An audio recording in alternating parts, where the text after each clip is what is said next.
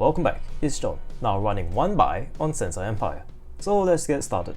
Now I run a 50-tooth chainring at the front and an 11-28 cassette at the back. So compared to a 50-34 with an 11-28 cassette, if you do the calculations, I lose out on the 34-21, 23, 25 and 28 gear ratios. So pretty much the 4 easiest gears. From my experience, the steepest hill that I can climb up with my 50-28 is around a 7% hill. Keep in mind I'm around 70 kilos, so yeah. SENSAH EMPIRE SS, which is the one I own, can only go up to a maximum of a 28-tooth cassette.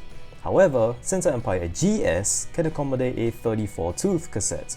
Then in that case, using a 50-tooth 1x chainring and an 11-34 cassette on the back, versus using a 50-34 with an 11-28 cassette, I'll only lose out on the 34-25 and 34-28 gear ratios, aka your 2 easiest gears. However, if you're into climbing, you can just decrease your chainring size. So if you use a 42 chainring paired with a 34 cassette, it will give you the same ratios as a 34 chainring and a 28 cassette. However, at top speed, the 1x42 setup will lose out. The max speed that you will be able to do at 90 RPM with a 42 chainring is 44 km per hour. Meanwhile, a 50-11 will be able to do 52 km per hour. So basically a 42-11 is equivalent to a 50-13. Also, if you want to try out this calculator, I'll leave a link in the description. So basically, if you run 1x, you can either pick going fast on the flats and losing your 2 easiest gears, or going fast on the climbs and losing out on your 2 hardest gears. So depending on what terrain you live in, just adjust your cassette and chainring sizes accordingly. For me, despite weighing 70 kilos, I can manage with a 50-tooth 1x system with an 11-20 cassette at the back. Even when I was running 2x, I never felt the need to run the easiest gears with the smallest chainring. Now, what are the claimed benefits of running 1x and what do I think of them? Number 1. 1x setups are more aerodynamic. That's true. Studies show that running 1x saves 3 watts at 30 km per hour. Now, some of you may be like, oh, that's nothing. Well, others might say, oh my god, that's a whole ton. Personally, I don't give a shit. Just bend your elbows and there you go, you've saved more than 3 watts. Number 2. 1x setups save weight due to not having a front derailleur, shifter, cable and one less chainring. Which obviously is true, but how much weight do you save? Now previously I mentioned that a 42-34 is equal to a 34-28, so let's check out the weights. 284 grams for a Shimano 105 11-28 cassette, while an 11-34 cassette weighs 339 grams, so basically a 55 gram penalty. SENSAH EMPIRE front derailleur weighs 96 grams. Now cables, from my measurements, 30 grams. What about the shifters? Since you can run a regular brake lever, I found one that weighs 146 grams instead of a SENSAH EMPIRE one, which is roughly 245 grams, hence saving you about 100 grams. Now this 1x42 GXP chainring, which I found from Woozy, weighs 110 grams, while a standard 50-34 chainring from Goldix. Goldix, interesting name. Anyways, that one weighs 177 grams, which saves you 67 grams.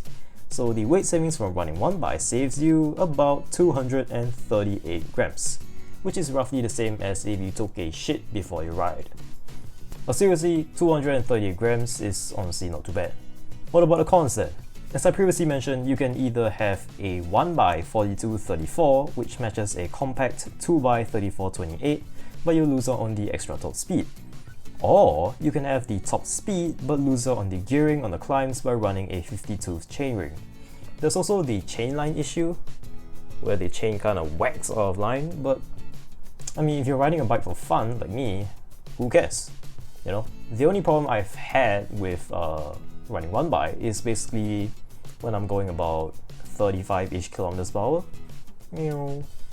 and then the traffic light suddenly turns red. I'm like, oh shit. So I have to slam on the brakes, and not only that, I have to shift down the gears. So I just kind of my right shifter. So yeah, obviously there are easier ways, like I can just stop and then lift up my wheel and shift gears, but I'm kind of lazy, so yeah. If you had a 2x system, you won't suffer that problem. Just press your shifter once, and you're in the small chainring, and you're ready to go. One advantage of running one by that I found is that I don't have to fuss about what gear I'm in, so you can spend more effort actually enjoying your ride instead of like, oh my god, my cadence is too slow by 1 RPM. So back when I was riding 2x, I'll be like, oh my god, should I be in my 34-13 or my 50-18, you know? But maybe it's just me, maybe I'm just picky, so yeah.